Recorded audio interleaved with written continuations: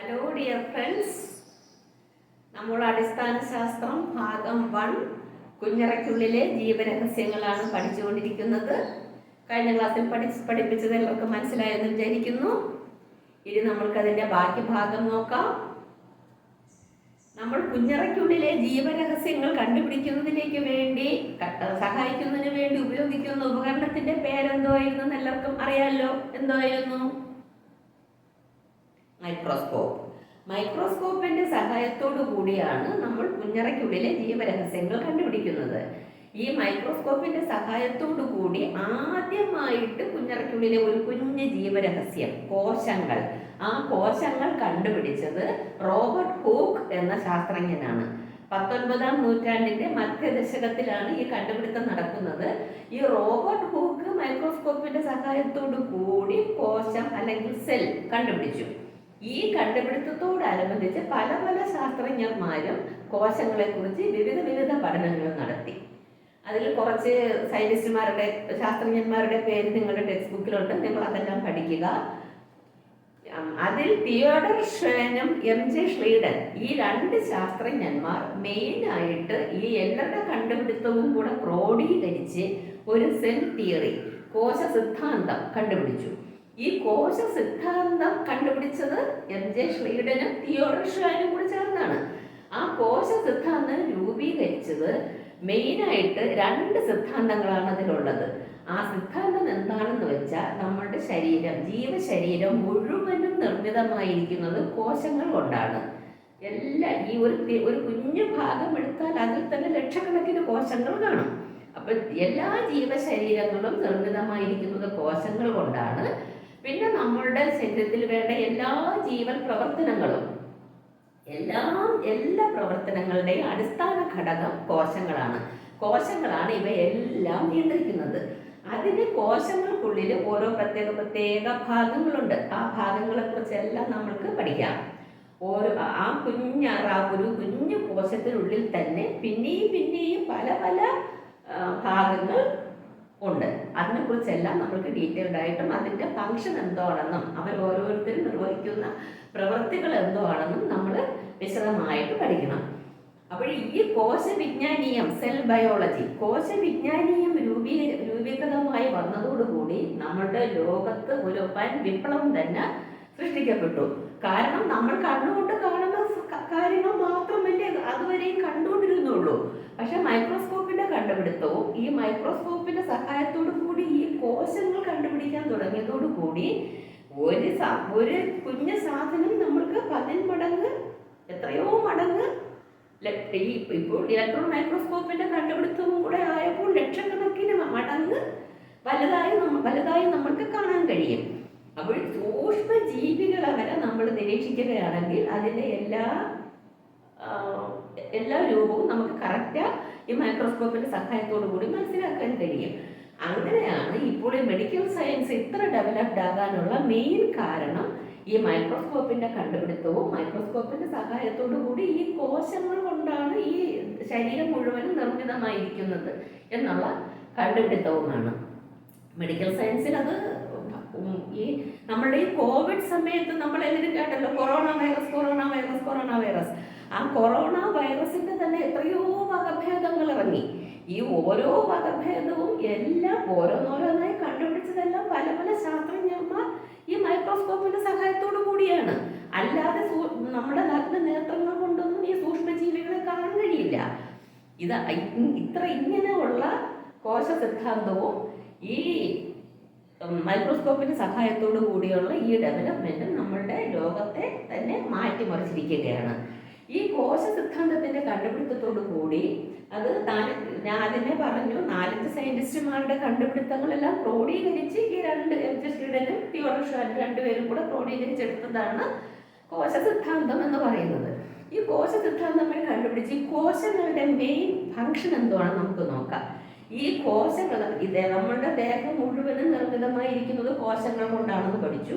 ഈ കോശം എന്തോന്നാണ് ചെയ്യുന്നത് എന്നറിയണമല്ലോ. നമ്മുടെ ദേഹത്ത് കോശങ്ങളാണ്, അതെന്തുവാണ് ചെയ്യുന്നത്? നമ്മളുടെ ഘടനാപരവും നമ്മളുടെ ജീവധർമ്മപരവുമായ എല്ലാ പ്രവർത്തനങ്ങളെയും നിയന്ത്രിക്കുന്നതും എല്ലാ പ്രവർത്തനങ്ങളും നടത്തുന്നതും ഈ കോശങ്ങളാണ്. ഇത് മെയിനായിട്ട് അന്യവസ്തുക്കളെ നമ്മുടെ ദേഹത്ത് കയറാതെ പ്രതിരോധിക്കുന്നു. പ്രത്യേകിച്ച് ഈ രോഗാണുക്കളെ ഒന്നും നമ്മളുടെ ദേഹത്ത് കടന്നു വരാതെ പ്രതിരോധിക്കുന്നു. പിന്നെ നമ്മൾ കഴിക്കുന്ന ഭക്ഷണം, ഈ പോഷകങ്ങൾ, നമ്മൾ കഴിക്കുന്ന പോഷക വസ്തുക്കൾ, ഭക്ഷണം, ആ ഭക്ഷണത്തിൽ നിന്നും ഊർജം വേർപെടുത്തി നമ്മൾക്ക് വേണ്ട എനർജി, ശക്തി നൽകി നമ്മുടെ ഓരോ ഇപ്പോൾ ഞാൻ നിങ്ങളെ പഠിപ്പിക്കുന്നു. എനിക്ക് നിങ്ങളെ പഠിപ്പിക്കുന്നതിന് വേണ്ട ഊർജം കിട്ടുന്നത് എങ്ങനെയാണ്? ഞാൻ കഴിക്കുന്ന ഭക്ഷണത്തിൽ നിന്ന്. ഈ ഭക്ഷണത്തിനെ വിഘടിപ്പിച്ച് അത് ഊർജമാക്കി മാറ്റുന്നത് ആരാണ്? ഈ കോശങ്ങളാണ്. കോശത്തിനകത്തുള്ള ഓരോ ഭാഗങ്ങളാണ്. അത് ഏത് ഭാഗമാണെന്ന് ഇനി നമ്മൾ വിശദമായിട്ട് പഠിക്കും. അതുപോലെ നമ്മുടെ ജീവധർമ്മപരമായ എല്ലാ കാര്യങ്ങളും കോശങ്ങളാണ് നിർവഹിക്കുന്നത്. പിന്നെ ജൈവ തന്മാത്രകൾ ഉണ്ടാക്കുന്നത് കോശങ്ങൾ തന്നെയാണ്. ജൈവ തന്മാത്രകൾ നിർമ്മിക്കുന്നു. ഇതേപോലെ കോശങ്ങളാൽ നിർമ്മിതമായ നമ്മുടെ ശരീരം കോശങ്ങളാൽ എല്ലാ പ്രവൃത്തിയും നടന്ന് നമ്മളെ ഇങ്ങനെ എല്ലാ ദിവസവും ഇങ്ങനെ ജീവിക്കുവാൻ പ്രാപ്തരാക്കി മാറ്റുന്നു. ഈ ഞാൻ പറഞ്ഞല്ലോ, ഓരോ കോശവും ഓരോ കുഞ്ഞു കുഞ്ഞ് അറകളാണ് ഓരോ കോശം. ഈ ഓരോ കോശവും നിർമ്മിതമായിരിക്കുന്നത് പല പല ഭാഗങ്ങൾ ചേർന്നാണ്. ഒരു കോശത്തിനുള്ളിൽ തന്നെ പല പല ഭാഗങ്ങളുണ്ട്. നമ്മൾക്ക് അതിനെക്കുറിച്ച് പഠിക്കാം. ആദ്യമായി റോബർട്ട് ഹൂക്ക് എന്ന ഒരു ശാസ്ത്രജ്ഞനാണ് ഈ കോശത്തിനെ കുറിച്ച് കണ്ടുപിടിച്ചതെന്ന് ഞാൻ പറഞ്ഞു. 19-ാം നൂറ്റാണ്ടിലാണ്. 19-ാം നൂറ്റാണ്ടിന്റെ മധ്യദശകത്തിലാണ് ഈ കോശവിജ്ഞാനീയ ശാസ്ത്രം തന്നെ രൂപീകൃതമായിട്ട് വരുന്നത്. ഈ ആദ്യമായി റോബർട്ട് ഹൂക്ക് മൈക്രോസ്കോപ്പിൽ കൂടെ ഒരു കോർക്കിന്റെ ഒരു പോർഷൻ, ഒരു തിൻ സെക്ഷൻ എടുത്ത് മൈക്രോസ്കോപ്പിൽ കൂടെ പരിശോധിച്ചു. അപ്പോൾ അങ്ങനെ പരിശോധിച്ചപ്പോൾ നിറയെ കുഞ്ഞു കുഞ്ഞു അറകളുള്ളതായി കാണപ്പെട്ടു.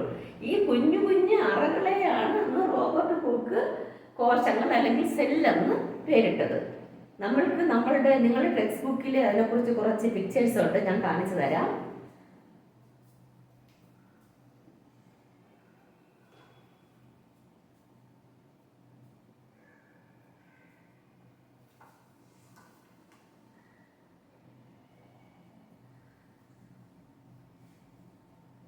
കാണാമെന്ന് കരുതുന്നു.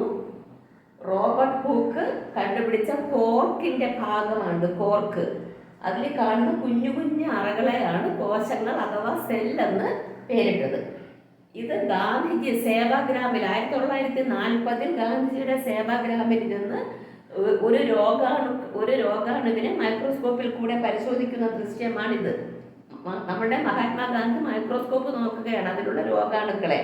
അതിലൊരു സെക്ഷൻ എടുത്തിട്ട് രോഗാണുക്കളെ പരിശോധിക്കുകയാണ്.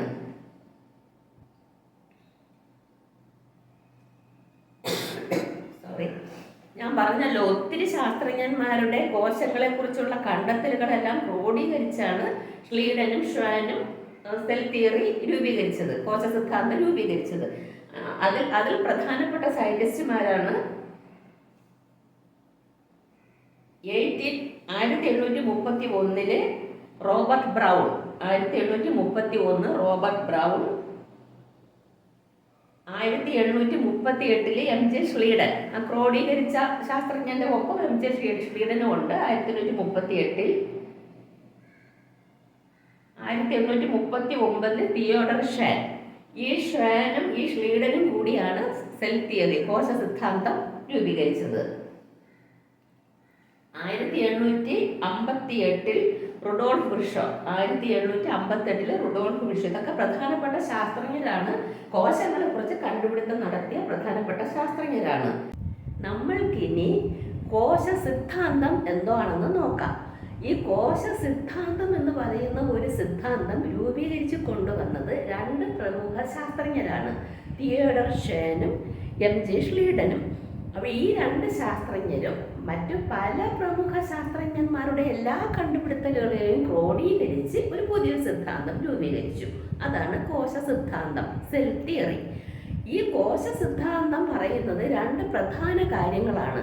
എന്താണെന്ന് വെച്ചാൽ എല്ലാ ശരീരവും, സസ്യശരീരമായിക്കോട്ടെ ജന്തുശരീരമായിക്കോട്ടെ, എല്ലാ ശരീരവും കോശങ്ങളാൽ നിർമ്മിതമാണെന്നും ഈ കോശങ്ങളാണ് ഈ ജീവികളുടെ എല്ലാ ഘടനാപരവും ജീവധർമ്മപരവുമായ എല്ലാ കർത്തവ്യങ്ങളും നിർവഹിക്കുന്നത് ഈ കോശങ്ങളാണ് എന്നുള്ള ഈ ഒരു കണ്ടുപിടുത്തലാണ് കോശ സിദ്ധാന്തം വഴി ഈ രണ്ട് ശാസ്ത്രജ്ഞന്മാർ മുന്നോട്ട് വെച്ചത്. അപ്പോൾ ഈ കോശ സിദ്ധാന്തത്തിൽ നമ്മൾ പറഞ്ഞ ജീവധർമ്മ പ്രവർത്തനങ്ങളെല്ലാം നിയന്ത്രിക്കുന്നത് കോശങ്ങളാണെന്ന് പറഞ്ഞല്ലോ. അത് എന്തൊക്കെ ജീവധർമ്മങ്ങളാണ് ഈ കോശങ്ങൾ നിർവഹിക്കുന്നതെന്ന് നമുക്ക് നോക്കാം. അപ്പോൾ പ്രധാനമായിട്ടും 3 ജീവധർമ്മങ്ങളാണ് ഈ കോശങ്ങൾ നിർവഹിക്കുന്നത്. ഒന്ന്, അന്യവസ്തുക്കൾ നമ്മളുടെ ശരീരത്തിൽ പ്രവേശിക്കുന്നതിനെ പ്രതിരോധിക്കുന്നു. ഒരുവിധം മനസ്സിലായി കാണും, അന്യവസ്തുക്കൾ ശരീരത്തിൽ കയറുന്നതിനെ പ്രതിരോധിക്കുന്നു എന്ന് പറയുമ്പോൾ നമ്മുടെ ചുറ്റും എന്തോരം അണുക്കൾ, രോഗാണുക്കൾ എല്ലാം ഉണ്ടല്ലോ. ഈ അണുക്കളെല്ലാം നമ്മുടെ ദേഹത്ത് പ്രവേശിക്കുമ്പോൾ നമ്മളൊരു ആൻറ്റിബോഡി തിരിച്ചുണ്ടാക്കുന്നു, ഒരു പ്രതിരോധ വസ്തു നമ്മളുടെ ഉള്ളിലുണ്ടാകുന്നു. ഈ അന്യവസ്തുക്കളെ എല്ലാം അത് പ്രതിരോധിച്ച് നമ്മളെ അസുഖങ്ങളിൽ നിന്നുമൊക്കെ നമ്മളെ ഭേദമാക്കി വയ്ക്കുന്നു ഒരു പരിധി വരെ. അങ്ങനെ അന്യവസ്തുക്കളെ പ്രതിരോധിക്കുന്നത് ഒരു പ്രധാനപ്പെട്ട കോശത്തിൻ്റെ ധർമ്മമാണ്. പിന്നെ ഈ കോശമാണ് നമ്മൾ ഭക്ഷണം കഴിക്കുന്നു. പക്ഷെ ഭക്ഷണം കഴിക്കുന്നത് എന്ത് ചെയ്യുന്നു എന്ന് നമ്മൾക്കറിയില്ലല്ലോ. നമ്മൾ കഴിക്കുന്ന ഭക്ഷണത്തിൽ നിന്നും ഊർജം സ്വതന്ത്രമാക്കി നമ്മൾക്ക് ചെയ്യാനുള്ള എല്ലാ പ്രവൃത്തികൾക്കും വേണ്ട ഊർജം, എനർജി നൽകുന്നത് ഈ കോശത്തിനുള്ളിലുള്ള ഓരോ ഘടകങ്ങളും ചെയ്യുന്ന പ്രവൃത്തിയാണ്. അപ്പോൾ 2 മെയിൻ ഫങ്ഷൻ ഞാൻ പറഞ്ഞു. ഒന്ന് നമ്മൾ കഴിക്കുന്ന ഭക്ഷണത്തിൽ നിന്ന് നമ്മൾക്ക് ഊർജം നൽകുന്നു. 2, അന്യവസ്തുക്കൾ നമ്മളുടെ ദേഹത്ത് പ്രവേശിക്കാതെ നോക്കുന്നു. ഇനി മൂന്നാമത് ഒരു ഫംഗ്ഷനും കൂടെ ഉണ്ട്. എല്ലാ ജീവധർമ്മങ്ങളും നിർവഹിച്ച് ജൈവതന്മാത്രകൾ നിർമ്മിക്കുന്നു. എല്ലാ ജൈവതന്മാത്രകളാണ് നമ്മുടെ ജീവൻ പ്രവർത്തനങ്ങളെ എല്ലാം കൺട്രോൾ ചെയ്യുന്നത്. അതിന് വേണ്ട ജൈവതന്മാത്രകൾ നിർമ്മിക്കുന്നു. ഇതെല്ലാം ചെയ്യുന്നത് കോശങ്ങളാണ്. ഇതിന് വേണ്ടി കോശങ്ങൾ എന്ന് പറയുമ്പോൾ തന്നെ ഒരു കോശം എന്ന് നമ്മൾക്ക് പറയാൻ പറ്റില്ല. ആ ഒരു കോശത്തിനുള്ളിൽ തന്നെ ഒത്തിരി കോശ അംഗങ്ങളുണ്ട്, മെമ്പേഴ്സ് ഉണ്ട്. ഒരു കോശത്തിൻ്റെ സെല്ലിനുള്ളിൽ ഓർഗനൽസ് ഉണ്ട്. ആ ഓരോ കോശ അംഗങ്ങളുമാണ് ഓരോ പ്രവൃത്തിയും നിർവഹിക്കുന്നത്. അപ്പോൾ ഏതൊക്കെ കോശ അംഗങ്ങളാണ് ഏതൊക്കെ പ്രവൃത്തികൾ നിർവഹിക്കുന്നതെന്ന് നമ്മൾക്ക് നോക്കാം. നിങ്ങൾക്ക് ഇപ്പോൾ ഈ സിലബസിൽ ആദ്യം നമ്മൾ പഠിച്ചത് കോശ സിദ്ധാന്തം.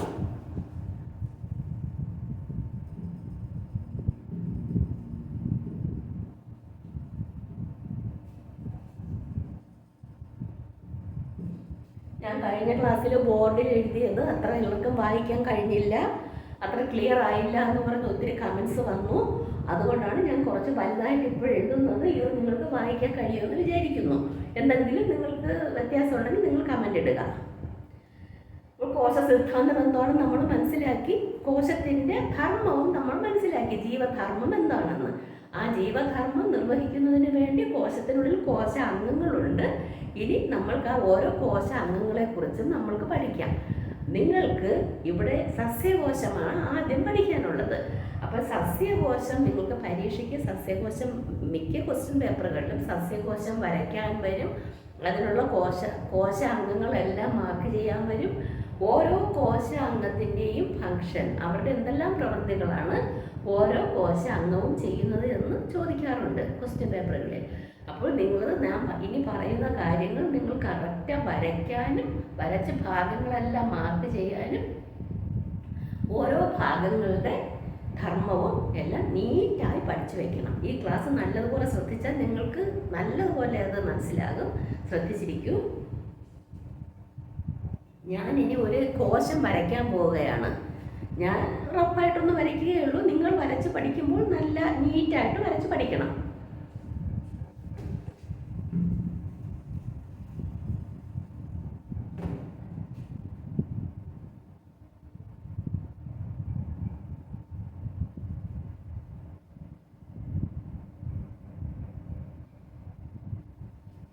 ഇതെന്തുമായിരിക്കും ഞാൻ വരച്ചത്? ഒരു കോശത്തിൻ്റെ ഒരു ഔട്ടർ ബൗണ്ടറിയാണ് ഞാൻ വരച്ചത്. ഈ ബൗണ്ടറിയെ നമ്മൾ പറയുന്നത് കോശസ്തരം എന്നാണ് പറയുന്നത്. കോശസ്തരം.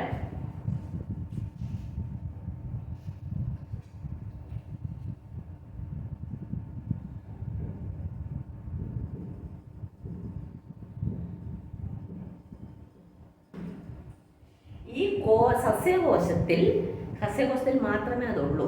സസ്യകോശത്തിൽ ഈ കോശസ്തരത്തിന് പുറത്തായിട്ട് ഒരു കോശഭിത്തിയുണ്ട്. കോശഭിത്തി.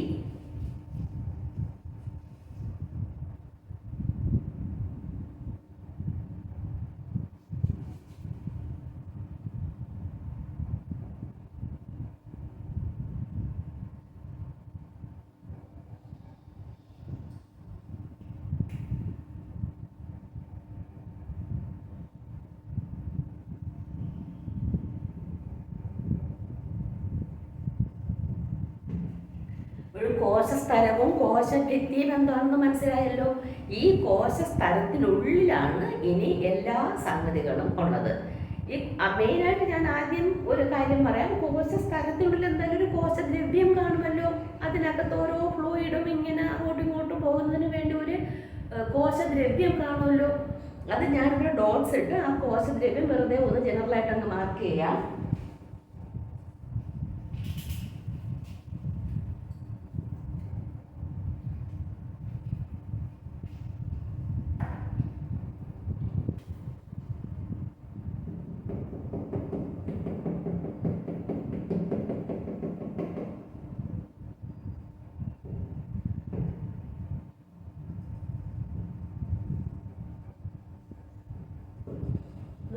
കോശദ്രവ്യം.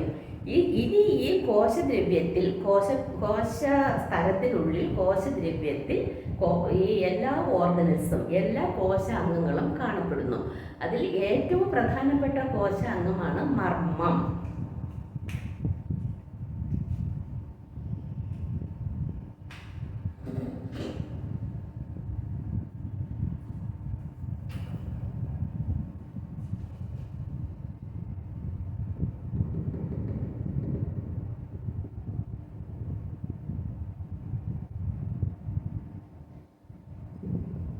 നിങ്ങൾക്ക് കാണാൻ പറ്റുന്നു എന്ന് വിചാരിക്കുന്നു.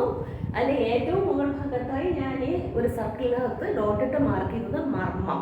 പ്രധാനപ്പെട്ട ജീവപ്രവർത്തനങ്ങളെല്ലാം നിർവഹിക്കുന്നത് ഈ മർമ്മമാണ്. അത് നമ്മളിനി പഠിക്കും.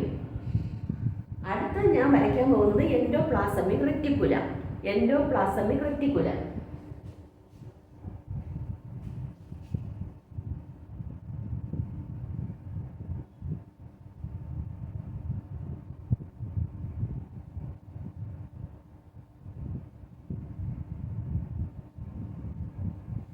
ഇതേപോലെ ഇങ്ങനെ ഒരു സ്കെലട്ടൺ പോലെ ഒരു ഇങ്ങനെ ഒരു സ്ട്രക്ചർ, എല്ലിന്റെ സ്ട്രക്ചർ പോലെ ഇങ്ങനെ കാണപ്പെടുന്നതാണ് എൻഡോപ്ലാസമിക് റെറ്റിക്കുലം.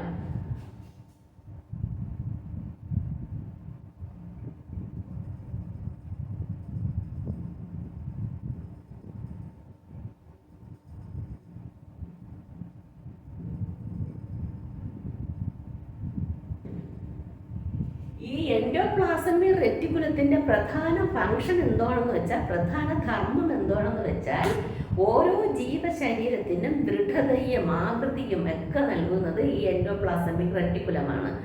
അത് നല്ല സ്ട്രോങ് ആയിട്ടുള്ളൊരു സംഭവമാണ്. അതാണ് നമ്മുടെ ഓരോ കോശത്തിനും ദൃഢതയും ആകൃതിയും നൽകുന്നത്. അതുപോരാത്തതിന് ഈ കോശത്തിനുള്ളിലേക്ക് പദാർത്ഥങ്ങളെല്ലാം സംവഹിക്കുന്നത്, അങ്ങോട്ടും ഇങ്ങോട്ടും കൊണ്ടുപോകുന്നത് എല്ലാം ഈ എൻഡോപ്ലാസമിക് റെറ്റിക്കുലമാണ്. പ്രധാനപ്പെട്ട രണ്ട് ഫംഗ്ഷനാണ് ഓർത്തോളുക. എൻഡോപ്ലാസമിക് റെറ്റിക്കുലം. അടുത്തത് റൈബോസോം. റൈബോസോം എന്ന് പറയുന്ന ഒരു സംഭവമുണ്ട്. അത് മാംസ്യ നിർമ്മാണത്തിൽ പ്രധാന പങ്ക് വഹിക്കുന്ന ഒരു ഓർഗനലാണ് റൈബോസോം. മാംസ്യ നിർമ്മാണം. ഈ റൈബോസോം എന്ന് പറയുന്ന സംഭവം എൻഡോപ്ലാസമിക് റെറ്റിക്കുലത്തോട് ചേർന്ന് കാണാം, അല്ലെങ്കിൽ ഇതിനകത്ത് ജീവദ്രവ്യത്തിനുള്ളിൽ, കോശദ്രവ്യത്തിനുള്ളിൽ സെപ്പറേറ്റ് ആയിട്ടും കാണാൻ പറ്റും റൈബോസോം.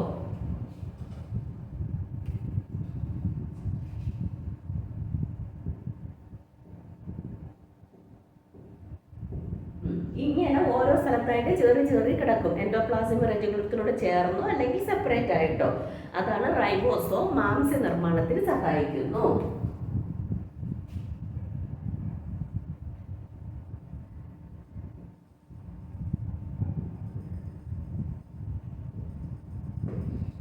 ഇനി അടുത്ത പ്രധാനമായി നമ്മൾക്ക് പറയാനുള്ള ഒരു സംഭവമാണ് ഗോൾജി ബോഡീസ്, ഗോൾജി കോംപ്ലക്സ്.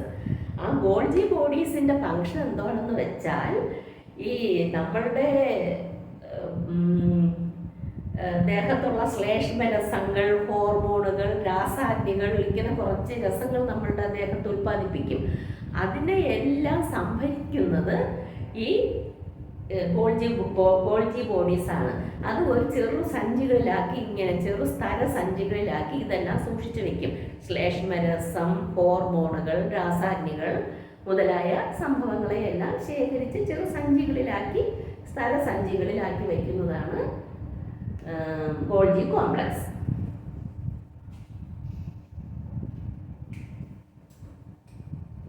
ഞാൻ പല കളർ പേന കൊണ്ട് വരയ്ക്കുന്നത് ഓരോ പാർട്ടും നിങ്ങൾക്ക് സെപ്പറേറ്റ് ആയിട്ട് കാണാൻ വേണ്ടിയാണ്.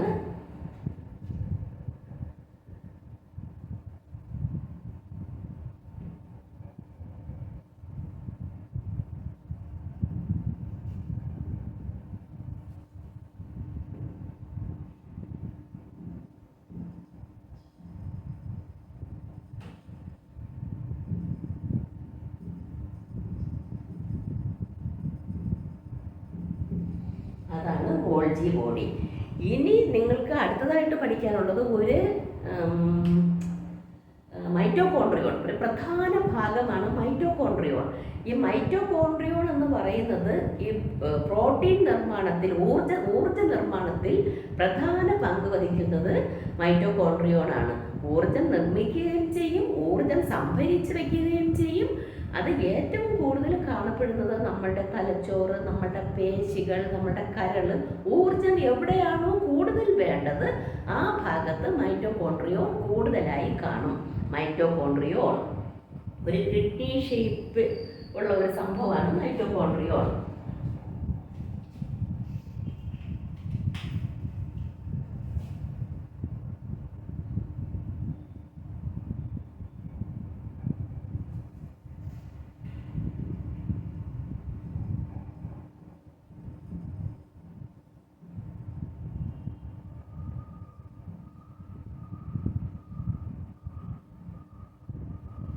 അതാണ് മൈറ്റോകോൺട്രിയോൺ എന്ന് പറയുന്നത്. അപ്പോൾ ഞാൻ പറഞ്ഞ ഇത്രയും ഭാഗം നിങ്ങൾക്ക് മനസ്സിലായി കാണുമെന്ന് വിചാരിക്കുന്നു. ഇനി അടുത്തതായിട്ടുള്ള ഒരു പ്രധാന സംഭവമാണ് ഫേനം. ഫേനം എന്ന് പറഞ്ഞാൽ ഒരു എയർ ബബിൾ പോലെ ഇരിക്കും ഫേനം. അതിൻ്റെ മെയിൻ ഫങ്ഷൻ എന്താണെന്ന് വെച്ചാൽ, പ്രധാന ധർമ്മം എന്താണെന്ന് വെച്ചാൽ, നമ്മളുടെ ഈ വിസർജ്യ വസ്തുക്കൾ, ജലം, ലവണങ്ങൾ അതെല്ലാം ശേഖരിച്ചങ്ങ് വയ്ക്കും. അതാണ് ഫേനം. അതിൻ്റെ പ്രധാന ഫങ്ഷൻ അതാണ്. ഈ വിസർജ്യ വസ്തുക്കൾ, ജലം, ലവണങ്ങൾ നമ്മൾ ശരീരത്തിലുള്ള, സസ്യകോശത്തിൻ്റെ, ജന്തുകോശത്തിലുള്ളതായാലും ഏത് കോശത്തിലുള്ളതായാലും ഈ ജലം, ലവണങ്ങൾ, വിസർജ്യ വസ്തുക്കൾ ഇവയെല്ലാം സംഭരിച്ച് വയ്ക്കുന്നത് ഈ ഫേനമാണ്. ഈ ഫേനത്തിൻ്റെ വേറൊരു പ്രത്യേകത എന്ന് പറഞ്ഞാൽ, ഈ ഫേനം ഒരു ടോണോപ്ലാസ്റ്റ് എന്ന് പറയുന്ന ഒരു സ്പെഷ്യൽ മെമ്പറൈൻ, ഒരു പ്രത്യേക സ്ഥലത്താൽ ആവരണം ചെയ്യപ്പെട്ടിട്ടുണ്ട്. അത് പ്രധാനപ്പെട്ട ഒരു ക്വസ്റ്റ്യനാണ്. ഈ ഫേനം എന്ന് പറയുന്നത് ഒരു ടോണോപ്ലാസ്റ്റ് എന്ന ഒരു പ്രത്യേക സ്ഥലത്താൽ ആവരണം ചെയ്യപ്പെട്ടതാണ്.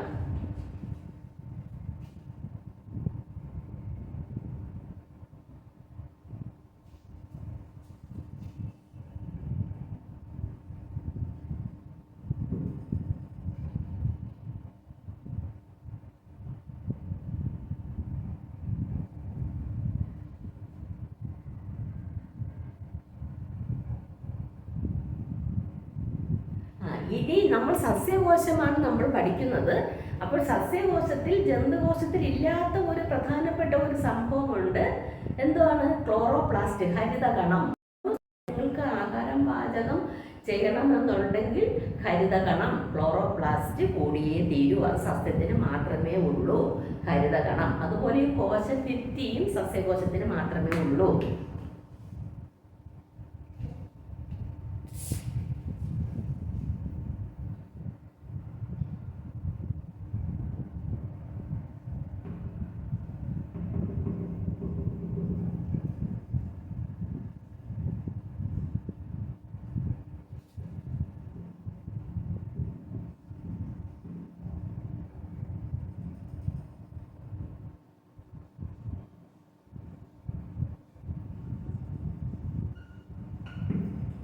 ക്ലോറോപ്ലാസ്റ്റ് ഹരിതകണം. ഹരിതകണം എന്ന് പറയുന്നത് സസ്യകോശത്തിൽ മാത്രമേ കാണുകയുള്ളൂ. അത് പച്ച കളറാണ്, അതാണ് ഞാൻ പച്ച കൊണ്ട് വരച്ചത്. അപ്പോൾ ഇത്രയും കോശ അംഗങ്ങളാണ് നമ്മളുടെ ഒരു കോശത്തിനുള്ളിലുള്ളത്. മനസ്സിലായല്ലോ? ഞാനിവിടെ 10 പാർട്ട് മാർക്ക് ചെയ്തു. ആർക്കൊക്കെ 10 പാർട്ട് കാണാതെ പറയാൻ പറ്റും? 10 പാർട്ട് ഞാനിവിടെ 10 അംഗങ്ങൾ ഞാനിവിടെ മാർക്ക് ചെയ്തിട്ടുണ്ട്. അത് എല്ലാം കറക്റ്റാണ് മാർക്ക് ചെയ്യുക. നിങ്ങളുടെ ടെക്സ്റ്റ് ബുക്കിൻ്റെ ബാക്കിൽ ഒരു കോശ അംഗങ്ങൾ ഫില്ല് ചെയ്യാൻ വേണ്ടി ഒരു ചാർട്ട് തന്നിട്ടുണ്ട്. അത് നിങ്ങൾ ഞാൻ തുടർന്ന് പറഞ്ഞു തരും. എങ്കിലും നിങ്ങളത് തനിയെ തന്നെ അത് ഫില്ല് ചെയ്ത് ഈ പടത്തിൽ ഞാൻ പഠിപ്പിച്ചതിൽ നിന്നും നോക്കി നിങ്ങളത് തനിയെ ഫില്ല് ചെയ്ത് സംശയമുണ്ടെങ്കിൽ കമൻറ്റ് ചെയ്യുക. അപ്പോൾ ഇത്രയും ഭാഗങ്ങൾ മനസ്സിലായെന്ന് വിചാരിക്കുന്നു. ഇനി ഇതിന് ഒരു പ്രധാന കാര്യമുള്ളത്, ഞാനിവിടെ കോശദ്രവ്യം മാർക്ക് ചെയ്തു. കോശദ്രവ്യം ഇതിൽ തന്നെ, ഈ സസ്യകോശത്തിൽ തന്നെ കോശദ്രവ്യത്തിന് തന്നെ നമ്മൾ ജീവദ്രവ്യം എന്ന് പറയും. ജീവദ്രവ്യം. അപ്പോൾ കോശദ്രവ്യവും ജീവദ്രവ്യവും തമ്മിലുള്ള വ്യത്യാസം എന്താണെന്ന് വെച്ചാൽ, ജീവദ്രവ്യത്തിൽ ഈ മർമ്മം കാണും. ഈ മർമ്മമില്ലാതെയുള്ള ബാക്കി ദ്രവ്യമാണ് കോശദ്രവ്യം. ആ ഒരു ഡിഫറൻസ് മാത്രമേ ഉള്ളൂ. ജീവദ്രവ്യത്തിലാണെങ്കിൽ മർമ്മം കൂടി കാണും. ഈ ഭാഗം മുഴുവനും ചേർത്തിട്ടുള്ള ദ്രവ്യമാണ് ജീവദ്രവ്യം. ഇതിനകത്തുള്ള ഭാഗം കൂടാതെ, മർമ്മത്തിനകത്തുള്ള ഭാഗം കൂടാതെ പുറത്തുള്ള മാത്രം, അതിന് ബാക്കിയുള്ള ഭാഗത്തുള്ള ദ്രവ്യം എടുത്താലാണ് കോശദ്രവ്യം. ഈ കോശദ്രവ്യത്തിനുള്ളിൽ എല്ലാ ജീവപ്രവർത്തനങ്ങളും നടക്കാനുള്ള എല്ലാ സങ്കീർണമായ എല്ലാ കോശാംഗങ്ങളും ഈ കോശദ്രവ്യത്തിനുള്ളിൽ തന്നെ ഉണ്ട്, മർമ്മം കൂടാതെ തന്നെ. ഇപ്പോൾ ഇത്രയും ഭാഗം നിങ്ങൾക്ക് കറക്റ്റായി മനസ്സിലായെന്ന് വിചാരിക്കുന്നു.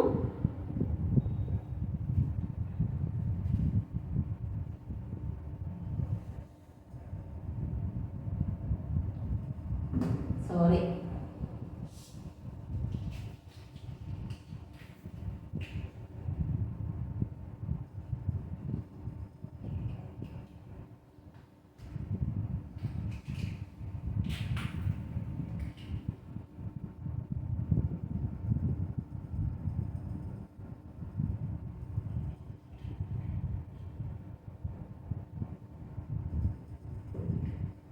കുറച്ച് സമയം കൂടെ കിടക്കട്ടെ, നിങ്ങൾക്ക് നോക്കി മനസ്സിലാക്കാമല്ലോ കറക്റ്റായിട്ട്.